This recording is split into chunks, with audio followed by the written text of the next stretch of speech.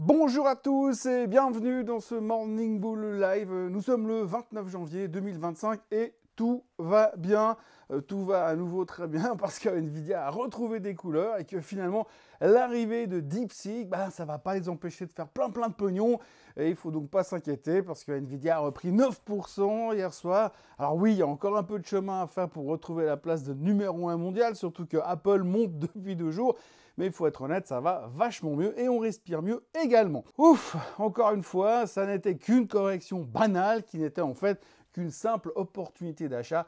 Bref, le S&P 500 n'est plus très loin des records et le bon son de lundi est pratiquement oublié.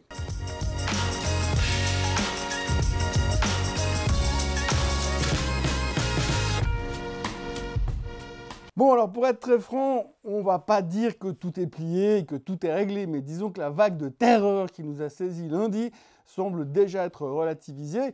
Et puis hier, le marché avait l'air plutôt d'accord sur le principe de se dire que Nvidia, c'était quand même pas cher et que l'intelligence artificielle, bon marché chinoise, n'allait peut-être pas pour autant mettre à genoux tout de suite le géant des semi-conducteurs. Par contre, alors ce qu'il faudra retenir surtout et noter, c'est que le rebond n'était pas complètement unanime.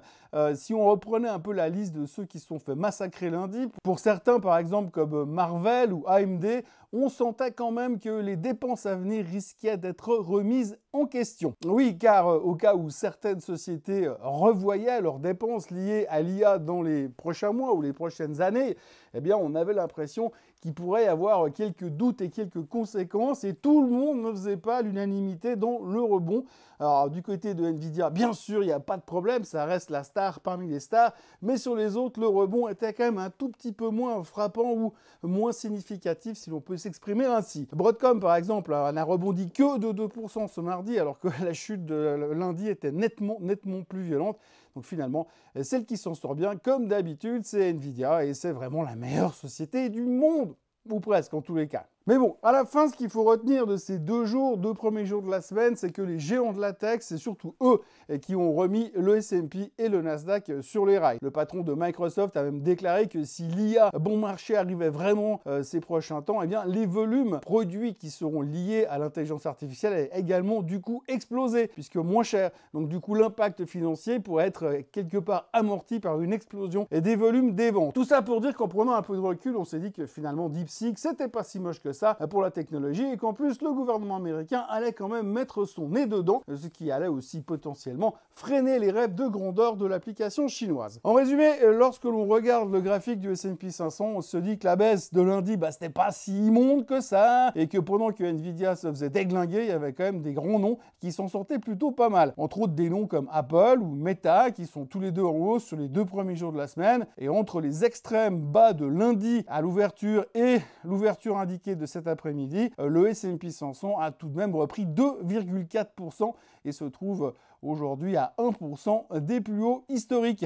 Pour ce qui est de Nvidia, il y a encore 20 $ à récupérer pour oublier la séance de lundi, mais quand même, ça allait globalement beaucoup mieux. Quoi qu'il en soit, la séance d'hier aura été bien plus apaisée et même si la facture est encore relativement lourde sur ces 2 journées, on sent quand même qu'on a retrouvé nos esprits et que le vent de panique avait été très bref, violent, mais bref. Les intervenants semblent donc avoir retrouvé un sentiment de confiance et tout le monde a le regard tourné vers l'avenir maintenant. Et l'avenir, eh bien, c'est les chiffres trimestriels qui vont être publiés entre maintenant et vendredi soir. Et ça risque d'être super intéressant parce que les noms qui vont monter sur scène dans les heures à venir, ils ont clairement le pouvoir de faire beaucoup de choses comme nous faire remonter par exemple au plus haut de tous les temps. D'ailleurs, on va commencer tout de suite ce matin, on va le voir tout à l'heure avec les chiffres d'ASML qui vont donner la tendance dans le secteur des semi-conducteurs puisqu'on sait que si ASML va, eh bien tout ira bien puisque le géant hollandais est le premier à qui on fait appel lorsqu'on démarre une nouvelle chaîne de production dans le secteur des semi-conducteurs. Et puis ensuite, ce soir, eh bien, il y aura l'ami de Trump qui publiera ses chiffres sur ses voitures électriques, mais pas que. Oui, pas que, parce qu'on sait que Tesla, c'est pas que des voitures électriques. Et puis, il y aura aussi Microsoft et Meta. Meta qui est tout de même au plus haut de tous les temps, il faut quand même le noter, alors qu'on ressort d'une journée de lundi qui avait été cataclysmique pour certaines parties de la technologie aux États-Unis, mais visiblement pas celui des réseaux sociaux. Tout ça pour pour dire que ce mardi, nous avons très rapidement oublié le cas DeepSeek en se raccrochant au fait que ça ne sera pas si moche que ça à la fin, même si on n'est pas sûr de grand-chose, et on s'est dit que les Magnificent Seven ou les Batman, eh bien, c'était quand même pas mal. D'ailleurs, truc de fou, en lisant la presse de ce matin, j'ai même trouvé des gens qui arrivent à parler du FOMC meeting qui se termine ce soir et qui devrait donc se conclure avec un statu quo sans faille, puisqu'aujourd'hui on sait que 97% des experts s'attendent à que Powell ne fasse tout simplement rien. D'ailleurs, la seule chose qui va intéresser les gens ce soir, c'est d'essayer de savoir un peu comment Powell se positionne par rapport aux exigences de Trump au sujet de la baisse des taux. Pour le reste, la Fed, ça risque d'être un gros non-event pour ce mois. Alors, si je devais conclure cette vidéo juste là, eh bien, on pourrait dire que la catastrophe de lundi n'était pas si catastrophique et représentait plutôt une superbe opportunité d'achat plutôt qu'autre chose. Et après tout, les grosses Bertha de la tech resteront toujours les rois du monde et que dans quelques heures, on devrait en avoir le cœur net.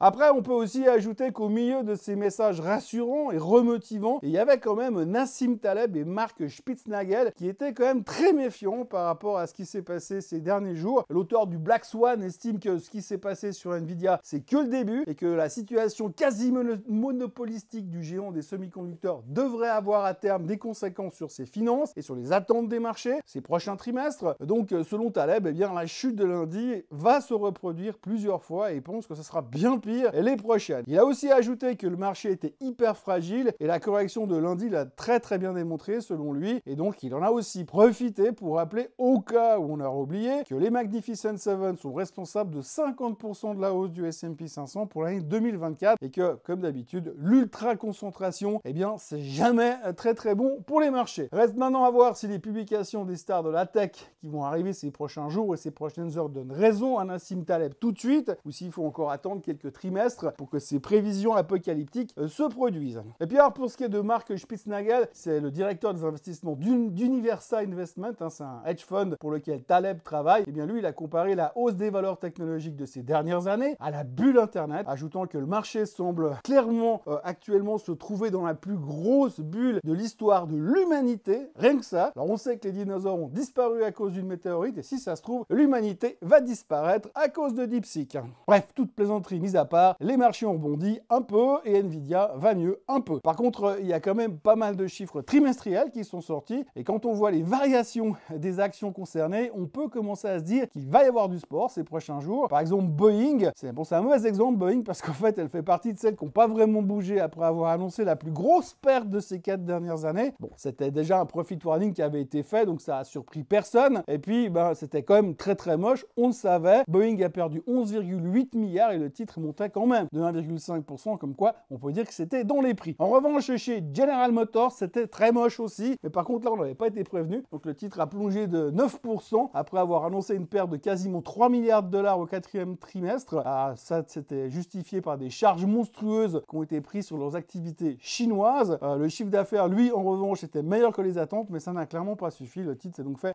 taper sur le groin toute la séance. On notera aussi l'effondrement de JetBlue, qui a publié des chiffres meilleurs que les attentes, mais qui a aussi annoncé des prévisions très faibles pour l'avenir, et le titre perdait 26%. On voit clairement qu'il n'y aura pas de prisonniers cette saison. Lockheed Martin a dégringolé également depuis 9%, de plus de 9%. Lockheed Martin a dégringolé également de plus de 9%, après avoir annoncé un bénéfice net en chute libre au 4e trimestre, un peu comme les F-35. Là aussi, c'était à cause des charges exceptionnelles de 1,7 milliard, comme quoi, visiblement, la guerre ne suffit pas. En revanche, au chapitre bonne nouvelle, Royal Caribbean a explosé de plus de 12% après avoir publié un bénéfice net de 10,94$ par action, ce qui dépassait nettement les attentes des dieux de la finance. Et puis hier soir, il y avait encore Starbucks qui publiait ses chiffres, alors des chiffres qui n'ont pas eu un grand impact sur le cours de l'action, mais qui démontrent quand même une amélioration de l'opérationnel chez Starbucks. Les choses s'améliorent et on voit que les restructurations qui ont été mises en place par le nouveau CEO semblent fonctionner, donc Starbucks fera partie des titres qu'il faudra surveiller ces prochains temps. On notera aussi des bons chiffres chez SAP, mais qui n'ont pas eu grande influence sur le cours de l'action. Et puis Logitech a annoncé hier soir que ses revenus nets pour le 3e trimestre ont diminué alors que les ventes nettes ont augmenté d'une année sur l'autre. Les chiffres ont été annoncés hier soir après la clôture américaine et le titre montait de 2% after close. Et puis alors, il faut absolument que l'on parle de LVMH. Alors vous savez que le luxe est très à la mode en ce moment. Et bien hier soir, le géant français a donc annoncé un bénéfice en baisse pour 2024. La faute à la faiblesse, aux surprises, de la demande en Chine, mais pas que, hein, parce que c'est aussi la faute d'un ralentissement des dépenses personnelles en général, donc c'est un peu de votre faute aussi. Pour l'année 2024, la société de Bernard Arnault a dégagé un bénéfice net de 12,55 milliards contre 15,17 milliards en 2023, soit une baisse de 17%. Le résultat opérationnel est de 19,57 milliards, en repli de 14%, tandis que le chiffre d'affaires a reculé de 2% à 84,68 milliards. La croissance reste de 1% en organique, malgré un environnement économique qu'ils ont jugé difficile, économique et géopolitique qui était difficile. Ils ont également constaté un recul des ventes dans 3 des 5 divisions, donc la mode, maroquinerie qui perdait 1%, les montres joaillerie qui perdaient 2%, les vins, les spiritueux moins 8% sur l'ensemble de l'année écoulée. Par contre, en revanche, ça va bien du côté parfum, plus 4%, et la distribution sélective, plus 6%. Eux sont en pleine forme avec un contexte de reprise du tourisme en Europe, selon le communiqué de presse de LVMH. Alors, si on se base sur les attentes des analystes, il n'y a que le chiffre d'affaires qui était légèrement meilleur que les attentes, le reste est plutôt en dessous des attentes. Hier soir, à New York, le titre se traitait en baisse de 2%. Reste à voir comment Paris, le marché de cœur de LVMH, va le prendre ce matin. Une chose est sûre, c'était mieux chez Richemont, en tout cas plus enthousiaste, surtout dans la publication et dans le communiqué de presse qu'ils ont fait il y a 10 jours en arrière. Et puis, il y avait surtout le discours de Bernard Arnault. Alors, on va pas rentrer dans les détails, mais disons que le peu que j'ai entendu ou que j'ai lu, j'avais assez envie de m'ouvrir les veines avec un couteau à beurre tellement il avait l'air déprimé. Il a surtout exprimé qu'il venait de vivre une année bien pourrie et que c'était plus ou moins la pire depuis la reprise du Covid. Il a aussi expliqué qu'il revenait des USA, puisqu'il était invité par Trump à son investiture, contrairement au président, et que selon lui, les USA, c'est vachement plus dynamique, alors que la France, c'est profondément déprimant. C'est pas moi qui le dis, c'est lui. Il a qualifié son retour dans l'Hexagone de douche froide, et puis il a aussi estimé que fiscalement, Trump proposait des choses très intéressantes, avec des taxations à 15%, alors que le gouvernement de Macronie va leur augmenter leurs impôts, les pauvres, de 40%, soi-disant, juste pour une année. Mais bon, visiblement, Bernard Arnault a bien expliqué qu'il n'y croyait pas une seconde et que personne n'osera baisser les impôts de 40% dans 24 mois. En substance, son discours était déprimant, un peu comme la fiscalité française apparemment, et on a bien senti 2-3 attaques directes contre le gouvernement qui va aller ponctionner les Français après avoir totalement merdé financièrement depuis 7 ans. D'ailleurs, le responsable est parti étudier en Suisse pour s'améliorer. Bref, si on reprend le discours de Bernard Arnault point par point, on a presque l'impression qu'il menace de délocaliser LVMH aux États-Unis. C'est vrai, du coup, il ne paierait pas de taxes douanières et il ne payera pas non plus pour les conneries de Bruno. Et puis, il faut le reconnaître, si LVMH s'en va aux States, ça sera quand même super rigolo à observer. On se réjouit déjà de voir certains politiciens français en PLS. Bref, les chiffres de LVMH, c'était pas Byzance, mais Bernard Arnault a encore les moyens de se déplacer en jet privé. C'est que ça va pas si mal. Et puis,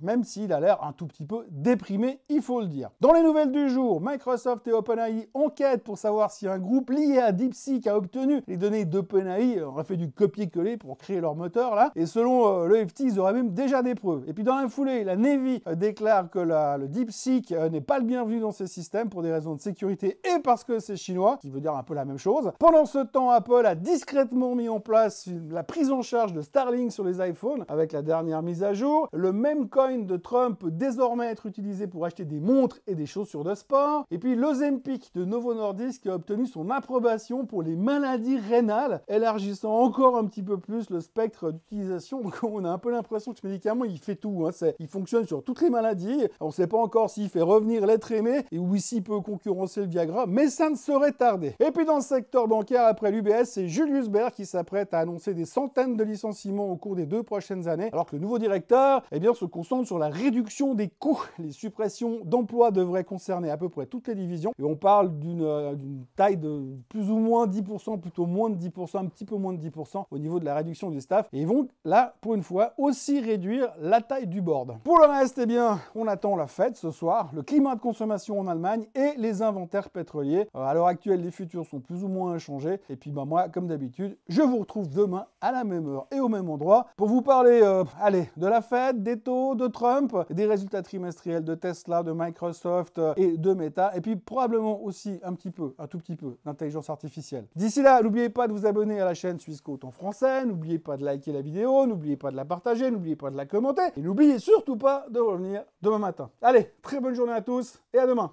Bye bye.